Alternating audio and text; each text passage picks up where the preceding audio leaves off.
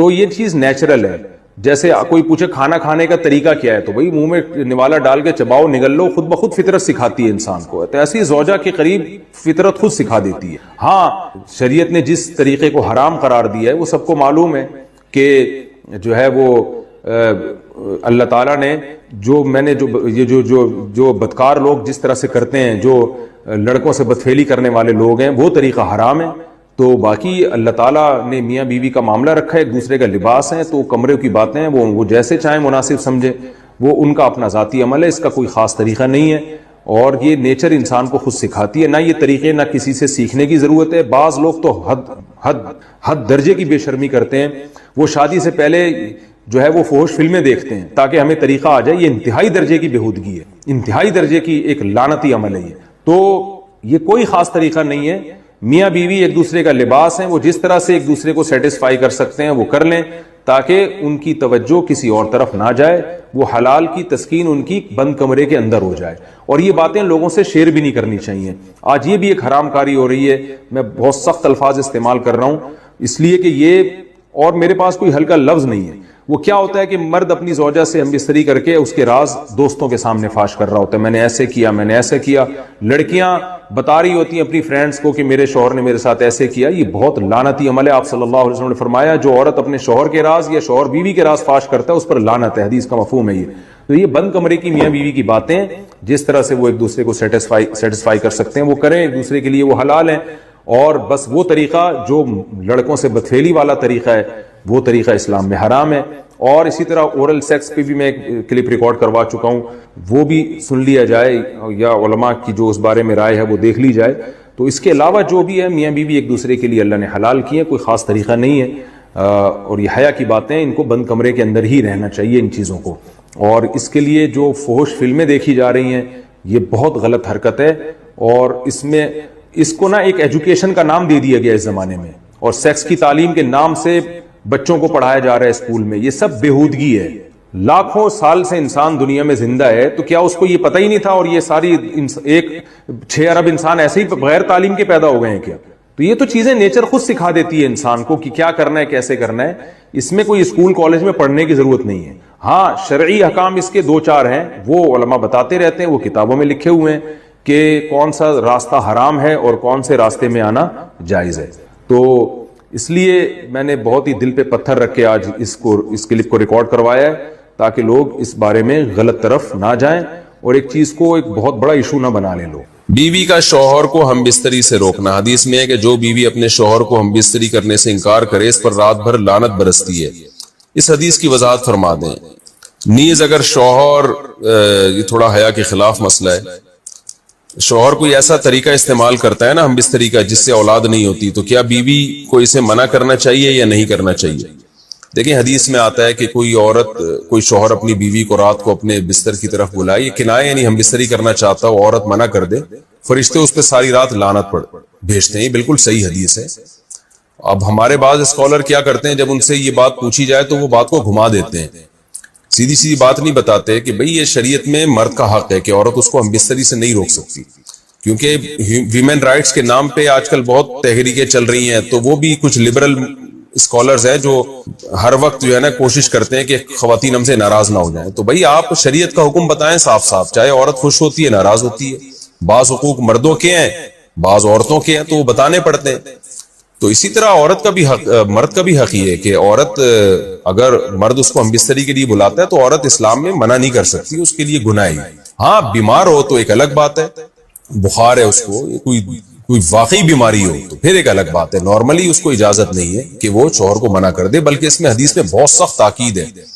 آپ صلی اللہ علیہ وسلم کی ایک حدیث میں یہاں تک فرمایا کہ عورت اگر یعنی چولہے پہ ہو، روٹی پکا رہی ہو، اس طرح کی حدیث کا مفہوم ہے، یعنی بہت بزی بھی ہو تو بھی اس کو اپنے کام کو چھوڑ کر شوہر کی خواہش کو پورا کرنا پڑے گا. اور یہ نیچر کے بھی مطابق ہے، کیونکہ مرد میں جب یہ سیکس کی خواہش پیدا ہوتی ہے اور اس کو کچلا جائے تو مرد بہت زیادہ ڈسٹرب ہوتا ہے. خواتین اس میں اپنے آپ کو مردوں جیسا سمجھتی ہیں، وہ سمجھتی ہے ہمارا اس میں وہی حق ہے جو مرد کا حق ہے. بھئی اللہ نے دونوں کی ڈیزائرز میں زمین آسمان کا فرق رکھا ہے، تو مرد کو بہت زیادہ نقصان ہوتا ہے اس سے، وہ بہت زیادہ مینٹلی ڈسٹرب ہوتا ہے اس سے، کیونکہ اللہ نے یہ ڈیزائرز عورت کی نسبت مرد میں بہت زیادہ رکھی ہے، تھوڑی زیادہ نہیں بہت زیادہ رکھی ہے. تو میڈیکلی یہ بات ثابت ہو چکی ہے.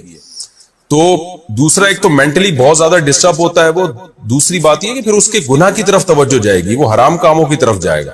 تو اس لیے عورت کو اس بارے میں مرد کا ساتھ دینا چاہیے. یہاں فوراً بعض خواتین یہ سوال پوچھتی ہیں کہ اچھا اگر عورت کے دل میں خواہش ہو اور مرد وہ خواہش پوری نہ کرے تو کیا مرد پہ بھی لعنت ہوتی ہے؟ تو اس کا سیدھا سیدھا جواب یہ ہے کہ نہیں، مرد پہ لعنت نہیں ہوتی.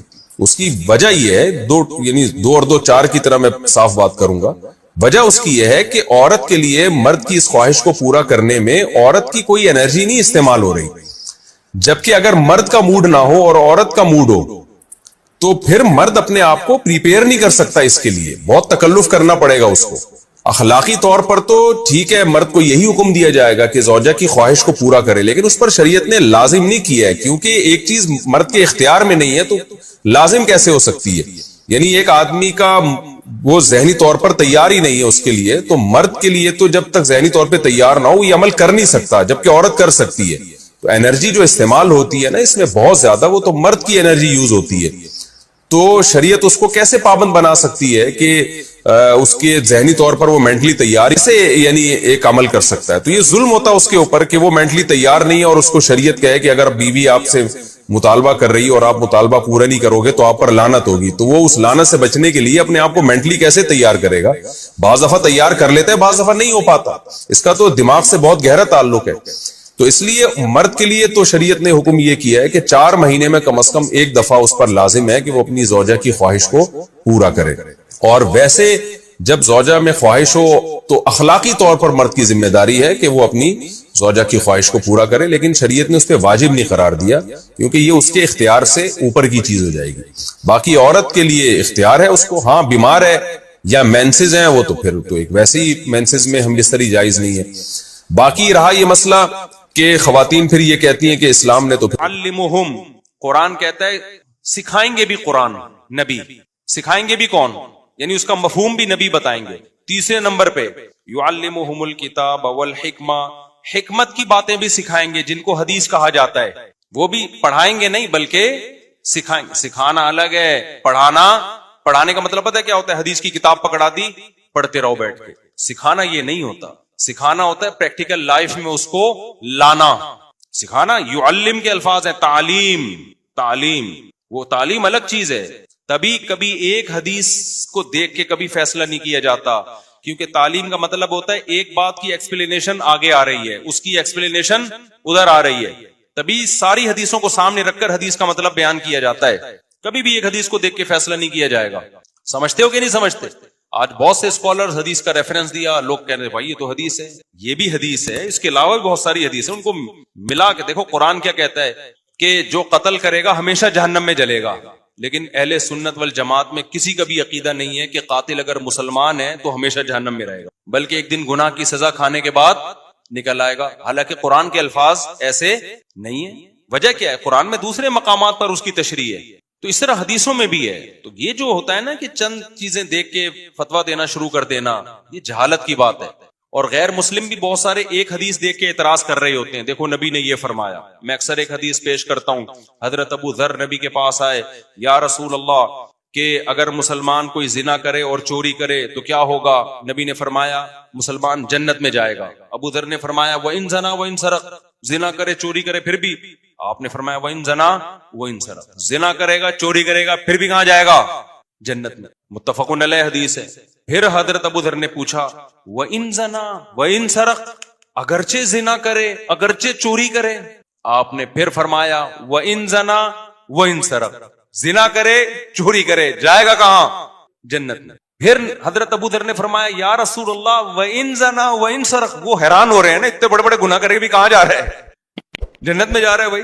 پھر انہوں نے فرمایا یا رسول اللہ وَإِن زَنَا وَإِن سَرَقَ، اگرچہ زنا کرے اگرچہ چوری کرے. آپ نے تیسری دفعہ اور سختی سے فرمایا وَإِن زَنَا وَإِن سَرَقَ وَإِن رَغِمَ أَنْفُ أَبِي ذَرٍ، اگرچہ زنا کرے چوری کرے پھر بھی جنت میں جائے گا، اگرچہ ابو ذر کی ناک خاک آلودہ ہو جائے، ابو ذر کی ناک مٹی میں مل جائے، یعنی وہ رسوا ہو جائے، اس کو اچھا نہیں لگ رہا جنت میں جانا اس کا، مگر جائے گا کہاں؟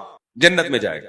اب ایک ایتھیس نے یہ حدیث لے کے اسلام پہ اعتراض کیا، دیکھو یہ ہے اسلام جو لوگوں کو زنا سکھا رہا ہے، جو لوگوں کو چوریاں سکھا رہا ہے، اور کہہ رہا ہے بس مسلمان ہو جاؤ ڈائریکٹ کہاں جانا ہے؟ جنت میں. تو یہ ظلم اور زیادتی ہے. کسی کی ایک بات کو لے کے اس پہ فوراً فیصلہ کر دینا سیاق و سباق سے ہٹ کے، یہ زیادتی ہے یا نہیں ہے؟ جو علماء کی کتابوں کے ساتھ آج کل ہو رہا ہے، جو لوگ کتابوں میں کیڑے نکالتے ہیں نا، یہ وہ بھی یہی کر رہے ہوتے ہیں.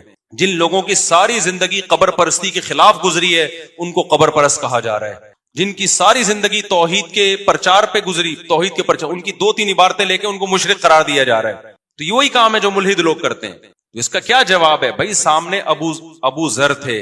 اگر حدیث کا یہ مطلب ہوتا نا کہ زنا اور چوری کی اجازت مل رہی ہے تو ابو ذر رضی اللہ تعالیٰ عنہ تو بڑے صوفی قسم کے صحابی تھے. وہ تو گناہ سے آخری دم تک اتنا دور رہے ہیں. نبی کو پتا تھا کہ یہ کبھی بھی زنا اور چوری کی جرت نہیں کریں گے. حدیث میں اس کا ذکر نہیں ہے، لیکن دیگر حدیثیں، اسلام میں زنا کی اجازت ہوتی تو زنا کی جتنی سخت سزا اسلام میں ہے کسی اور مذہب میں ہے؟ شادی شدہ زنا کرے رجم کرنے کا حکم، پتھروں سے مار کے ہلاک کر دو. کمارا زنا کرے چوک پہ کھڑا کر کے، سورہ نور میں کیا ہے؟ کوڑے مارو، 100 کوڑے اس کے. اور نبی صلی اللہ علیہ وسلم فرمایا میں نے معراج میں دیکھا کہ کچھ ننگے مرد برہنہ عورتیں آگ میں جل رہی ہیں. جب شعلے اوپر جاتے ہیں نا تو یہ بھی اوپر آتے ہیں. تو میں نے جبریل سے پوچھا یہ کون لوگ ہیں؟ فرمایا آپ کی امت کے زنا کرنے والے مرد اور زنا کرنے والی عورتیں. تو مسلمان زنا کرنے والے ہیں جن کو آگ میں جلایا جا رہا ہے. وَمَن يَفْعَلْ ذَلِكَ يَلْقَ أَثَامًا، قرآن کہتا ہے جو زنا کرے گا اور چوری کرے گا، جو زنا کرے گا اپنے جرم کی سزا، بہت بڑے جرم کی سزا ملے گی اس کو قیامت کے دن. اس سے کیا پتہ چلتا ہے؟ ابو ذر رضی اللہ عنہ کا یہ نظریہ تھا کہ اس کو کبھی بھی جنت میں نہیں جانا چاہیے. تو نبی یہ فرما رہے ہیں کہ سزا کھانے کے بعد ایمان کی برکت سے ایک نہ ایک دن وہ بھی جنت میں جائے گا. اگرچہ حدیث میں اس کا صراحتاً ذکر نہیں ہے، لیکن نبی کو معلوم ہے کہ سامنے والے بھی میری بات کا مطلب سمجھتے ہیں. تبھی تو اس بات کے بعد حضرت ابو ذر نے پھر بھی کبھی نہ زنا کیا نہ چوری کی. ان کو یہ اشکال ہو رہا ہے کہ کبھی بھی نہیں آنا چاہیے. ٹھیک ہے نا، اتنا بڑا مجرم ہے. تو نبی بتا رہے ہیں کہ اگر زنا اور چوری ہے، یہ جرم ہے، تو ایمان کی نیکی بھی تو ہے نا. دنیا میں کتنے لوگ خدا کے منکر ہیں، کتنے توحید کے منکر ہیں، کتنے رسالت کے منکر ہیں. تو ایمان والا اگر برائیاں لے کے جا رہا ہے تو کلمہ بھی تو لے کے جا رہا ہے نا. یہ کلمہ کوئی ہلکی چیز ہے؟ یہ کمال کی بات ہے کہ چوری کو تو وزن دیں ہم اور کلمے کی نیکی کو نیکی کا وزن نہ دیں. اس کا مطلب چوری کا وزن کلمے کی نیکی سے بھی زیادہ ہے. تو یہ تو کلمے کی ویلیو گر رہی ہے. کھوپڑی شریف میں بات نہیں آ رہی، میرا خیال ہے آ رہی ہے بات. تو کلمہ سب سے کیا ہے میرے بھائی؟ وزنی چیز ہے. اللہ کو ماننا، اس کی توحید، ایمان بہت بڑی دولت ہے. تو یہ گناہوں کی سزا ملے گی جہنم میں، لیکن بالآخر ایمان کا پلڑا کیا ہو جائے گا؟ بھاری. یہ ایسی نیکی ہے جو اس کے گناہوں کو بالآخر کھا جائے گی. یہ مطلب نہیں ہے، ورنہ چوری اسلام میں اچھا عمل ہوتا یا کوئی مسئلہ ہی نہیں تھا تو چور کا ہاتھ کاٹنے کا حکم کیوں ہوتا؟ اتنی سخت سزا کسی اور مذہب میں ہے؟ دیکھو جب انسان الٹا سوچتا ہے نا تو الٹا ہی سوچتا ہے، اچھا سوچتا ہے تو اچھا سوچتا. ہمارے ایک ریلیٹو تھے، جب بھی میں چور کا ہاتھ کاٹنے کا ذکر کرتا ہوں مجھے 2 واقعات یاد آتے. ایک افغانستان میں جب طالبان نے اعلان کیا کہ چور کا ہاتھ کاٹا جائے گا، پرانے وقتوں میں نا جو پہلی جب حکومت آئی تھی، تو ہمارے اخباروں میں کارٹون آئے، ہمارے سیاسی لیڈر نے بیان دیا کہ ہم بھی چور کا ہاتھ کاٹیں گے. اگلے دن انہی کا ہاتھ کاٹ کے لوگوں نے لگایا ہوا کہ اگر پاکستان میں چوروں کے ہاتھ کٹنا شروع ہو گئے تو کاٹنے والوں کے ہاتھ سب سے پہلے کٹنے کا خطرہ ہے. اس لیے پاکستان میں یہ سزا نافذ نہیں ہو سکتی. تو دوسرا یہ کہ وہ ہمارے ایک ریلیٹو ہے بڑے براڈ مائنڈیڈ قسم کے، ان کو بہت اشکال ہوتا تھا کہ یار یہ اسلام نے چور کا ہاتھ کیوں کاٹنے کو؟ کوڑے ووڑے لگا دیتے، تھپڑ شپڑ لگا دیتے، اس کے جیل میں ڈال دیتے، 10 سال نہیں 20 سال جیل ڈال دو، ہاتھ تو گیا بیچارے گا یار. ٹھیک ہے نا. ان کو بڑا اشکال ہوتا تھا کہ اتنی سخت سزا کیوں ہے؟ یہ کیا ہے؟ منفی سوچ. لیکن جب ان کو تھوڑا اسٹڈی کی، اسلام کے اور بہت سارے حکام پڑھے، میں ان سے ملنے گیا، انہوں نے کہا یار میرے ذہن میں ایک بات آئی ہے کہ میں اس کو نیگیٹو لے کے کیوں جا رہا ہوں. میں یہ بھی تو سوچ سکتا ہوں کہ اسلام جرم سے اتنی نفرت کرتا ہے کہ کسی قیمت پہ بھی زمین پہ جرائم کو برداشت نہیں کرتا. دیکھو 2 منٹ میں نیگیٹو پازیٹو ہو گیا کہ نہیں ہو گیا؟ کہ یار اس کو ہم پازیٹو بھی تو لے جا سکتے ہیں. اسلام کہتا ہے بھائی جرم دیکھنا ہی نہیں، زمین پہ رہنا ہی نہیں ہے، کاٹو سالے کا ہاتھ، کم بخت چوری کرنے کے قابل بچے ہی نہیں دوبارہ. تو یہ بھی تو ہو سکتا ہے. ڈاکو کی سزا جتنی اسلام میں ہے اتنی دنیا میں کسی مذہب میں نہیں ہے. ہر سزا اسلام میں سخت نہیں ہے، یہ ذہن میں رکھو. بہت سی سزائیں نرم بھی ہیں، چند کوڑے مار کے چھوڑ دو بس. لیکن کچھ جرائم ایسے جن کی سزا بہت ہی سخت ہے، بہت زیادہ سخت سزا ہے. ان میں ایک ڈکیتی ہے کہ آپ نے گن پوائنٹ پہ دن دہاڑے کسی کو لوٹا تو قرآن کیا کہتا ہے؟ اس کو چوک پہ لٹکاؤ اور سولی دو. اس کو گردن نہیں اڑائی جائے گی، اس کی برچھا سینے پہ مار کے گھمایا جائے گا. اس ہاتھ پاؤں کاٹے جائیں گے، ایک طرف سے ہاتھ ایک طرف سے پاؤں کاٹ کے چوک پہ لٹکاؤ. اسلام میں بند کمرے میں پھانسی کا کوئی تصور بولو نہیں. بند کمرے میں نہیں اسلام میں, چوک پہ ہوتا ہے جو بھی ہوتا ہے, مارکیٹ میں ہوگا, تاکہ مارکیٹ میں جو لوگ ہیں ان کو عبرت حاصل ہو, ان کو پتا ہو کہ یہ انجام ہونے والا ہے. پھانسی گھاٹ میں جلاد جانے اور وہ جس پہ گزر رہی ہے وہ جانے. لوگوں کو تو لاش مل جاتی ہے, لوگ سمجھتے ہیں جیسے سب کا انا للہ ہوتا ہے, اس کا بھی انا للہ ہو گیا ہے. اس لیے اسلام میں چوک پہ جو ہوگا کیا ہوگا بھائی, چوک پہ. تو ڈاکو کی سزا کیا ہے بھائی, ایک ہاتھ بایاں پاؤں کاٹ کے چوک پہ لٹکا دو. افغانستان میں ہوتا ہے, اب بھی ہوتا ہے, ڈاکو جو ہو نا وہ لٹکا دیتے ہیں اس کو. تو کیوں اتنی سخت سزا رکھی ہے؟ اس لیے کہ ڈکیتی کوئی ہلکی چیز تھوڑی ہے بھائی. سویڈن سے شادی شدہ جوڑا آیا تھا یہاں پہ, جوان لڑکا, اپنی وائف, ینگ وائف تھی, بالکل نئی نئی شادی تھی, ایک چھوٹا سا بچہ تھا ان کا, پاکستانی تھے. یو پی پہ ڈاکو نے عورت کے سامنے شوہر کو گولی مار دی. تو دل نہیں چاہتا کہ اس کو چوک پہ لٹکنا چاہیے؟ کیا ان کی زندگیوں میں کیا رہ گیا بتاؤ یار. بچی اپنے باپ کو تڑپتے ہوئے دیکھ رہی ہو, لاش کو, پوری زندگی کے لیے اسٹریس اور ڈپریشن میں چلے گی کہ نہیں؟ ہر وقت یہ منظر یاد آئے گا, ایک عورت اپنے جوان شوہر کو اس طرح مرتے ہوئے دیکھے. تو اللہ تعالیٰ نے جب قرآن میں پابندی لگا دی کہ تمہاری بیوی ہے, اس کی بہن سے, وہ بہن تم سے پردہ فرض ہے, تو آپ کیوں اس سے فری ہو رہے ہیں؟ تو جب آپ کے شوہر آپ کے سالی جو ہے نا اس سے بے تکلف ہو رہے تھے, آپ کو ان کو ڈرانا چاہیے تھا اللہ کے عذاب سے. مرد یہ گڑبڑ کر رہے ہوتے ہیں کہ ہمارا دل صاف ہے. آپ بولے بھائی آپ کا دل صاف ہے یا نہیں ہے, آپ کوئی فرشتے نہیں ہیں, آپ کی شادی مجھ سے ہوئی ہے, میری بہن سے نہیں ہوئی, اور اپنی بہن کو بھی سیدھا کر دے کہ تم کیوں اس سے فری ہو, کہ میرے شوہر سے تم کیوں فری ہو رہی ہو. تو یہ بحث ہی غلط ہے کہ دل صاف ہے یا خراب ہے. اسلام نے بیسک پر ہی پابندی لگا دی. تو بھابھی پر بھی لازم ہے کہ وہ دیور سے پردہ کرے. الحمدللہ میں نعمت کے طور پہ بیان کر رہا ہوں, شو مارنے کے لیے نہیں. میں اس لیے بیان کر رہا ہوں کہ لوگ کہتے ہیں کہ یہ آج کل ممکن ہی نہیں ہے جوائنٹ فیملی میں پردہ. تو ہم 4 بھائی ہم گھر میں اکٹھے رہتے تھے. ہمارے والد صاحب کا گھر تھا, 200 گز کا گھر تھا, کوئی یہ بھی نہیں کہ 1000 گز کا کوئی بنگلہ ہو. 200 گز کے گھر میں ہم 4 بھائی, اور چاروں کی زوجات بھی رہتی تھی. اللہ کا شکر ہے ہم نے کبھی ہماری بھابھی ہمارے سامنے نہیں آ کے بیٹھی.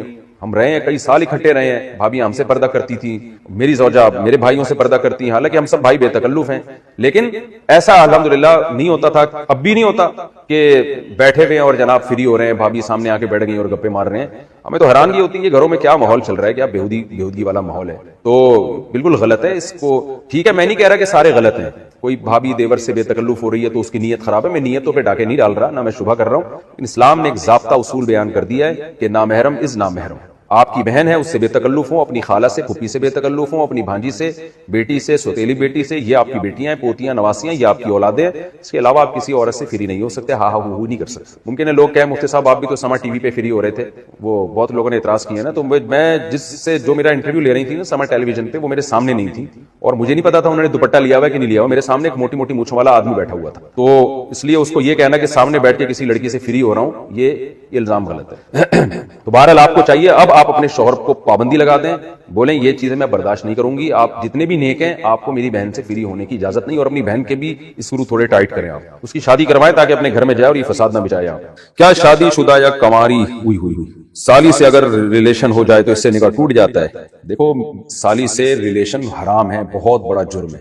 وجہ اس کی ہے کہ اس سے نکاح جب حرام اللہ نے کر دیا تو زنا تو اور زیادہ حرام ہے, لیکن اس سے نکاح نہیں ٹوٹتا. اگر کوئی خدا نخواستہ سالی سے کسی کا ریلیشن ہو جائے تو بیوی سے نکاح خراب نہیں ہو. بیوی سے نکاح جب خراب ہوتا ہے جب بیوی کی ماں سے یا بیوی کی پہلے شوہر سے کوئی بیٹی تھی, اس سے اگر اللہ نہ کرے کوئی ریلیشن ہو جائے, یا بیوی کا ریلیشن ہو جائے شوہر کے باپ سے, یا شوہر کا کوئی پہلی بیوی سے بیٹا ہے اس سے, تو پھر میاں بیوی کا ریلیشن خراب ہو جاتا ہے. لیکن آج کل یہ بے پردگی کی وجہ سے یہ عذاب ہو رہا ہے. سالی پر لازم ہے کہ وہ اپنے بہنوئی سے پردہ کرے, وہ ملے گا. یہ نہیں ہوتا کہ کوئی بھی آئے اور ایک واقعہ سناؤں آپ کو, بہت مزہ آئے گا. یہ نام سے جانے دے, کوئی حرج نہیں ہے. ایک بندہ آیا میرے پاس جب میں رابی پیرزادہ سے نہیں ملا تھا لاہور میں. رابی پیرزادہ نام ہے نا, رابعہ پیرزادہ, وہ جو ایکٹر تھیں پہلے, پھر توبہ کر لی انہوں نے, دیندار بن گئی. لاہور میں میری ملاقات ہوئی. میں جب آیا تو عثمان نے مجھے بتایا کہ ایک بندہ ملنا چاہ رہا ہے آپ سے. اچھا, بندے کے میرا شکل کا مذاق اڑانا مقصد نہیں ہے اس کا, لیکن بات ہی ایسی ہو گئی. بندہ بلیک اتنا کہ شاید اندھیرے میں نظر نہ آئے. بات اس نے ایسی کی نا, آپ دیکھو, باریک, نہ ایجوکیشن, کچھ بھی نہیں. اچھا, اب کیا ہوا ہے کہ بھائی ہم سے تو اچھا ہی ہوگا, ہماری اعمال کے لحاظ سے ہم سے اچھا ہی ہوگا, میرا مذاق اڑانا مقصد. وہ ملنا چاہ رہا ہے, میں ایک دفعہ مل لیا, پھر دوبارہ پر عثمان نے بتایا کہ میں نے کہا اس سے پوچھو اس کو کام کیا ہے, کیوں بار بار مل رہے ہیں. کہتے ہیں وہ یہ کہہ رہے ہیں کہ میں رابی پیرزادہ کے لیے میرا نکاح کا پیغام دے, آپ کے میری وہاں شادی کر. میں نے کہا بھائی اس کو بولو, مجھے نہیں پتا وہ میرڈ ہے ان میرڈ ہے, ہو سکتا ہے میرڈ ہو, مجھے تو اس کی تحقیق نہیں ہے. دوسری بات یہ کہ میرا اتنا ظرف نہیں ہے کہ میں آپ کا پیغام, میں نے کہا کوئی ڈیزائننگ آپس میں نے کہا آپ کو کھول کے دوبارہ جوڑنا پڑے گا, ریپیئرنگ سے آپ اس کے قابل نہیں بنو گے. ریپیئرنگ سے نہیں, ریپیئرنگ بھی ہوگی نا, بیوٹی پارلر میں کتنی بھی ریپیئرنگ, تیزاب سے نہا لو آپ. تو میں نے کہا بھائی آپ کو نا اس کو ان کو بتاؤ کھول کے دوبارہ جوڑنا پڑے گا. اور جو عام مشینیں ہوتی ہیں کھل کے جڑ جاتی ہیں, انسانی دوا کھل گیا نا جڑتا نہیں. ریپیئرنگ والا میں نے کہا حساب کتاب نہیں ہے, تیزاب سے نہا لو شاید کچھ. تو میں نے کہا یار کچھ جوڑ کی بات کرو یار, کچھ بیچارہ تھا بھی غریب.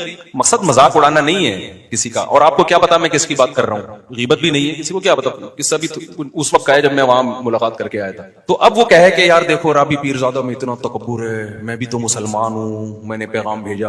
تو یہ بات صحیح ہوگی بھائی. اسلام نے کہا ہے کہ جہاں بھی نکاح ہو لڑکا لڑکی کے جوڑ کا ہونا چاہیے, تبھی زندگی اچھی اور کامیاب گزرتی, ورنہ گزرتی نہیں ہے. تو اب یہ جو میں نے بتایا نا طلاق یافتہ خاتون نے گاڑی روک کے شکریہ ادا کیا, وجہ کیا ہے کہ ان کو ان کے اسٹینڈرڈ کا رشتہ مل گیا, تبھی شکریہ ادا کیا, خوش زندگی گزر گئی. ورنہ وہ کہتی مجھے پھنسوا دیا دوسری کے چکر میں, یہ کہتی نا.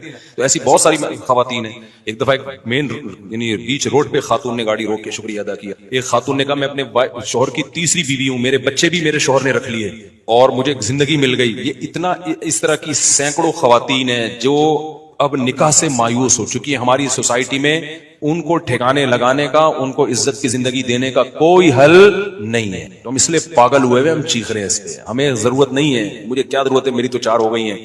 پہلے تو لوگ کہتے شاید اپنی کے چکر میں, تو ہمیں کیا ضرورت ہے یار, ہم تو دکھڑا رو رہے ہیں. ہم مردوں کو عیاشی پہ نہیں ڈال رہے ہیں, ہم چاہ رہے ہیں کہ عورت کو عزت کے ساتھ گھر میں ٹھکانہ ملے. ہاں تو یہ میرا پہلے بھی فلسفہ تھا, تو میں لوگوں کو بتاتا تھا, لوگوں کو مانتے ہی نہیں تھے, بس یہی کہ عیاشی عیاشی. پھر میں نے کہا ان لوگوں کو سمجھانے سے بات, میں نے کہا ہاں عیاشی کر رہا ہوں. پھر لوگ آتے تھے نا کیوں کر رہے ہو شادی مجھ سے, میں نے کہا عیاشی کا دل کریں. کیا مطلب آپ مولوی ہو عیاشی کرو, میں نے کہا اپنے خرچے پہ کر رہا ہوں نا, بھیک مانگ آپ کے خرچے پہ کر رہا ہوں, میں کر رہا ہوں, میرے دل چاہ رہا ہے عیاشی کرنے کا. تو حرام عیاشی تھوڑی حلال ہے, تو آپ کا کیا مسئلہ ہے. تو جب یہ کہتا تھا نا پھر چپ ہو جاتے تھے.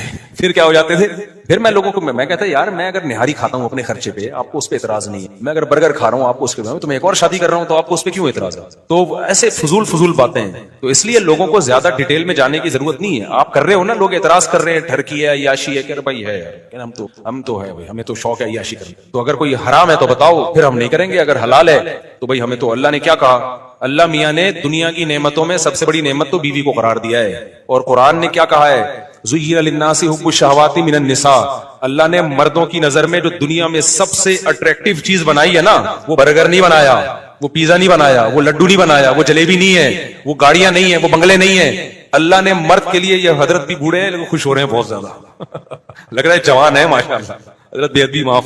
تو اللہ میاں نے جو سب سے زیادہ اٹریکٹیو چیز قرآن کے مطابق مرد کے لیے بنایا ہے, وہ کس کو بنایا ہے, عورت کو بنایا ہے. ہاں اس کو ذلیل مت کرو کہ ٹیشو پیپر کی طرح استعمال کرو, اس کی ذمہ داری لو, اس کو عزت کے ساتھ بیوی بنا کے گھر لے کر آؤ, اس کے بچوں کی کفالت کرو, اس کے باپ کو اپنا باپ بناؤ, اس کی ماں کو اپنی ماں بناؤ. فادر ان لا, مدر ان لا, برادر ان لا اور سسٹر ان لا, یہ سارے ان لاز آ جاتے ہیں نا جہیز میں. کیا خیال ہے, گرل فرینڈ سے کچھ بھی نہیں آتا.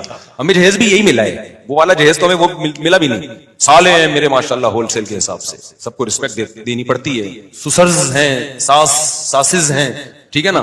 تو اللہ میاں نے کہا, تو بھائی اگر لوگ تنگ کیا کریں نا, بولے ہاں بھائی ہم کیا کر رہے ہیں, ہم عیاشی کر رہے ہیں, جاؤ ایسے کی تیسے.